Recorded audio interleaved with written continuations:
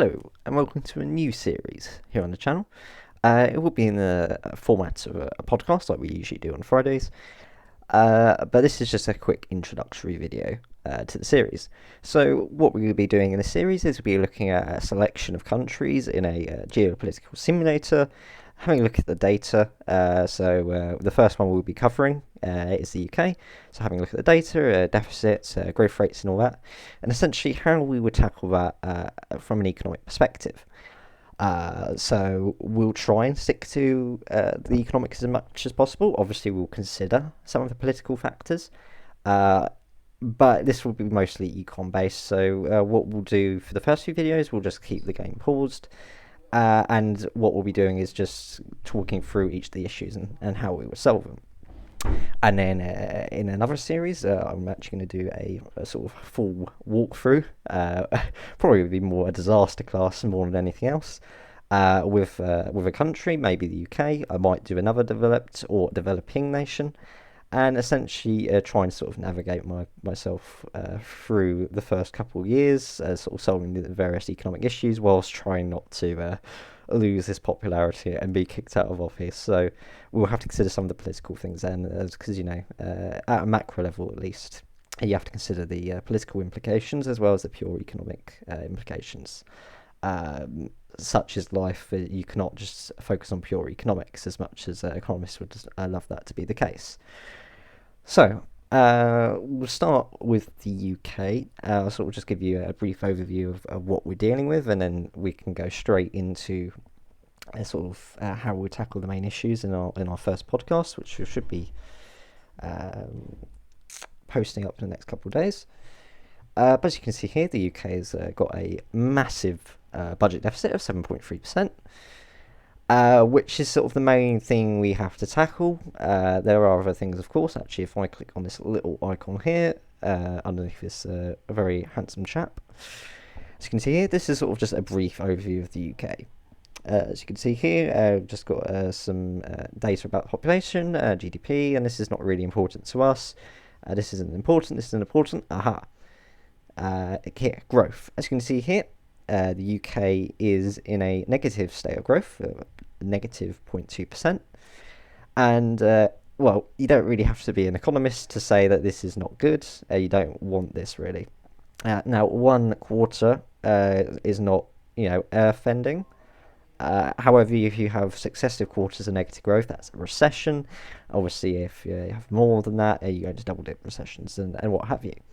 And basically, we have to resolve this. We have to resolve this growth and make this negative into a positive. And basically, what you want for that is you want maybe positive 2% worth of growth. Sort of for a healthy, developed economy, maybe even more. If you have unsustainable high growth, this can be bad because you have inflationary issues, and this can cause bubbles and other problems. If you have a look here, we've also got unemployment at 8.2%, which is another issue we have to tackle. Now, the NIRA in the UK is about 4%, so you can tackle this through infrastructure and government projects. Obviously, this has a strain on your budget deficit, as we saw earlier. That's a problem. We have to get the deficit down whilst increasing growth and reducing unemployment, which is a very difficult task for any economist. Let alone for someone who's fairly inexperienced like me. Then we have a look at inflation. Inflation is fairly healthy. It's just under 2%. The Bank of England's target is about 2%, with about plus or minus 1% either way. So this is good. The inflation is good. If we can keep the inflation around here or within the 1 to 3% band, this is what we want. This is what we consider a moderate amount of inflation, a moderate amount of increase in the average price level that's sustainable.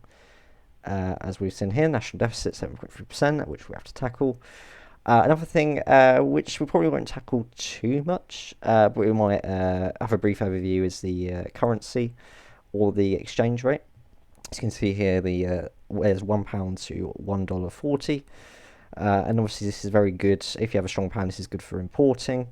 As the UK is a country that mainly imports rather than exports goods and services, this is sort of a net benefit for having a strong pound.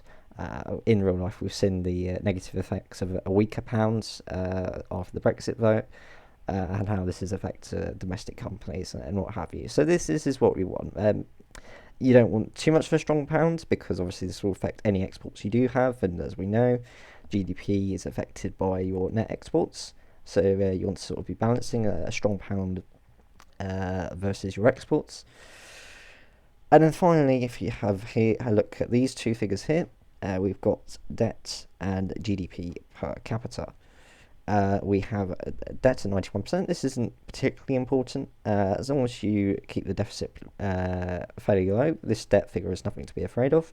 There's other developed countries with far higher debt ratios. And then finally, if we look at GDP head of population at 25,364, again, this can be improved upon. I think the GDP in the US is what, $54,000, which is maybe £40,000. My maths is probably horrendous there. I'll have to do some quick calculation. But we can have a look at increasing this in the future. Obviously, GDP per head is not the same as average income. They're two completely different things. So GDP per head is just a good indicator of economic welfare on average within the country, because it's actually just GDP divided by the number of people. So this is not the same as national income, like average income even. So average income will be different to this. Average income is based on other things. GDP per capita is literally just the GDP divided by the number of people. And we'll look at the distinctions later. So that's everything for now. We'll go more in depth in the first part of our sort of analysis, which I'll be joined for with Dan. For now, this should be everything. Please like and subscribe and tune in for the rest of the series, and have a very good evening.